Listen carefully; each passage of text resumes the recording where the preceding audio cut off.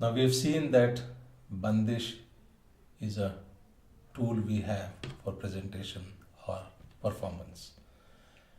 And this bandish, this tool, has now given us a purpose through the avartan and the sama for the presentation. What we now need is the structure for presentation, and this is given by the form. So it is the form which gives the structure. To understand the concept of form, I will go back to my favorite simile, cricket. So we have Test cricket as a form of cricket, then we have one-day cricket as a form of cricket, and now we have 2020 as another form of cricket. And these three give different structures to the game.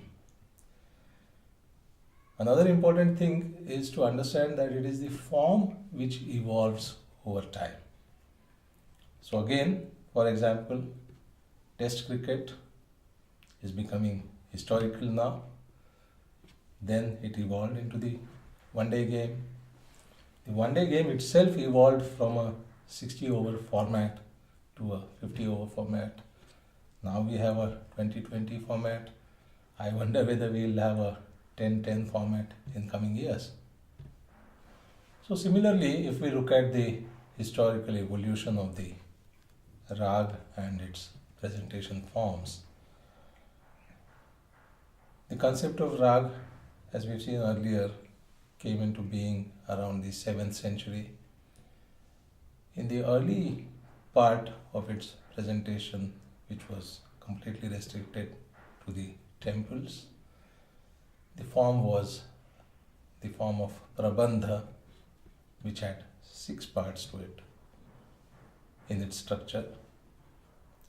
The prabandha further evolved into Drupad, which reduced the parts from 6 to 4 in its structure. The Drupad later evolved into the Khayal, which further reduced these parts or sections to only 2 from 4. We also have other forms like the Thumri, etc. So generally, as a principle, I think we can say that evolution aims at simplification, making it more user-friendly. Now the word Khayal actually means a thought, imagination. So what Khayal wants to do is actually set your imagination free. What the artist does when he performs is actually telling a story. He's telling a story. The rag is the subject or even the plot of the story. So he has to know the plot completely well. He has to understand the progression and where it's going to end. When he begins telling this story, he also has to have a good idea about how long the story is going to be. I mean, is he writing a novel or is he writing a short story? Depending upon what it is going to be, he will create a mental frame of his performance in his mind. So he would always have the overall picture of how his performance is going to progress in his mind.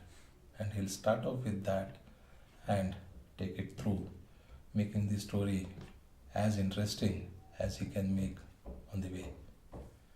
We said that it is the form which gives the structure. So let us look at the structure of the Khayal. Let us start with the entire concert first.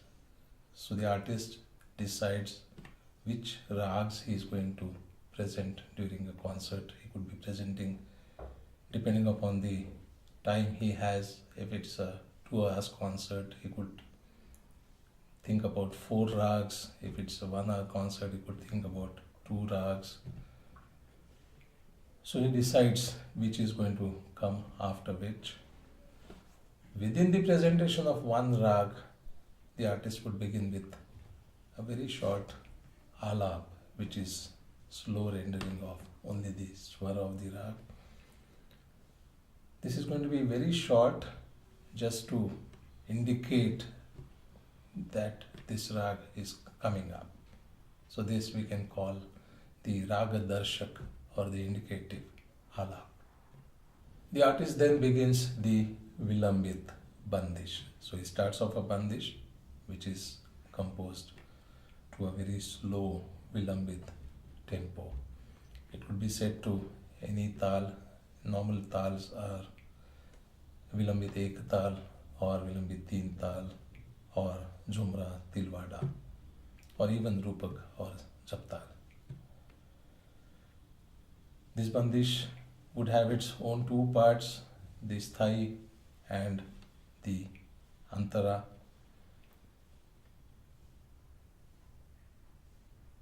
And then he would start expanding on the Bandish Avartan to Avartan. In the initial part of this presentation, the emphasis is going to be more on the Swara or the Raga aspect more than the Laya or the Tala aspect. And then at a certain point, you will normally find that the tempo of this Bandish is increased. So the layer of the Bandish increases in a step to a slightly higher tempo. And this allows the artist to shift the focus from the Swara or the Rag to the Laya and the Tal. Then he also starts looking more at the Laya and the Tal, and the musical material changes accordingly. The Sthai Antara division still remains. So the Vilambit Bandish becomes the second part of the Khayal presentation form, which would have two parts into it, one at a slower tempo and one at a slightly higher tempo.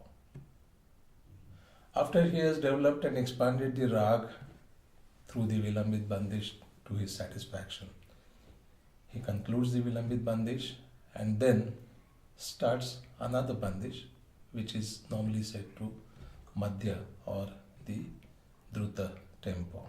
So this would be a much faster composition. It's the same rag, but this composition has a very small avartan, so it's going faster and faster, and so you would find the musical material now restricted to only high speed embellishments. The Druta Bandish, with its higher tempo, builds up more excitement and the performance is raised to a crescendo, and the artist concludes the presentation of one rag. We will go on to look at one actual performance in detail to understand how this whole thing happens.